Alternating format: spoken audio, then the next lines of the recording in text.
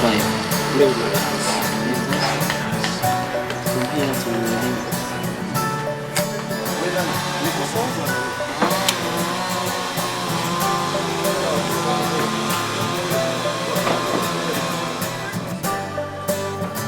The purpose of this chair, it is a coconut grater stool.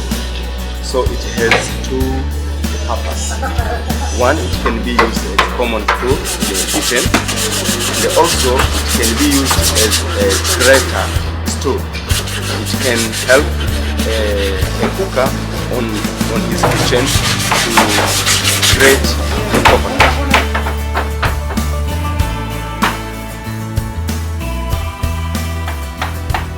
I learned 3-4 means of how you can handle well. First, I learned how to handle materials. Like this canvas was like not well dry, so you have to take care of it. So it's another challenge that I learned here. Secondly, also I learned that how to make a box with a big joint. So it's also a task that I had here.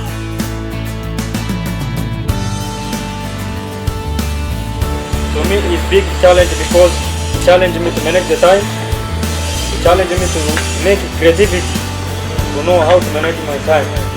And another challenge to our advisor is to make that sure this program will not be last year, to be a continual program that it can make us to create a big ability to how to make furniture. Almost wall is said to be a good one.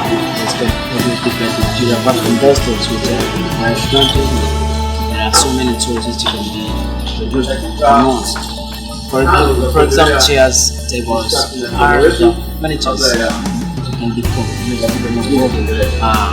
from different, apart from different material like iron, wood is said to be more strong than other materials.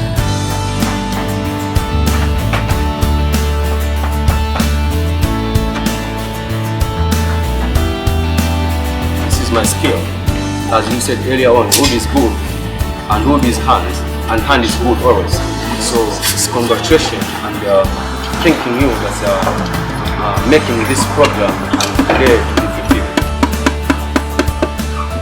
Upande mwingine ni kwamba kwa haya mashindano tunatoa nafasi sisi kama VETA kuwezesha kuangalia kwa umakini sana hawa vijana wanafanya nini, lakini pia kulingana na dhima nzima ya hii siku kuweza kuweka msisitizo katika matumizi ya mbao na wale wanaojifunza ufundi mbao kwamba wanakuwa wanajali kuangalia kwamba mbao zetu zinaendelea kuwepo, miti yetu inaendelea kuwepo. Kwa hiyo huu ni mchanganyiko wa mambo mawili. Nafikiri katika haya mashindano tutaangalia ni jinsi gani wanajifunza kutumia mbao kwa uangalifu. Na sisi tuliposikia kwamba kutakuwa na ushindanishi au mashindano kwenye stadi umahiri wa kutumia kuchonga mbao kwa matumizi mbalimbali ya furniture, tulipata faraja sana. Na tulipata faraja sana kwa sababu unapowashindanisha watu ndio hapo unapoweza kuona na kuangalia ni jinsi gani wanaweza kuboresha stadi zao, kwa sababu katika mafunzo sisi tunaamini kwamba vijana wanaposhindanishwa wanapata ari ya kuonyesha umahiri wao. Kwa kusisitiza zaidi, lakini sasa hivi tumeona kwamba kunakuwa na hatarisho nyingi kutokana na maendeleo ya jamii kwa kuweza kuhatarisha sustainability ya miti yetu. Kwa hiyo nafikiri hii ni nafasi nzuri sana hasa kuwaelimisha vijana ambao wanatumia mbao, kuwaelimisha wananchi wanaotumia mbao na miti kwamba kuna umuhimu wa kusisitiza utunzaji wa mazingira ili iendelee kuwepo na iendelee kuwa ya manufaa katika maendeleo ya mwanadamu, lakini pia maendeleo ya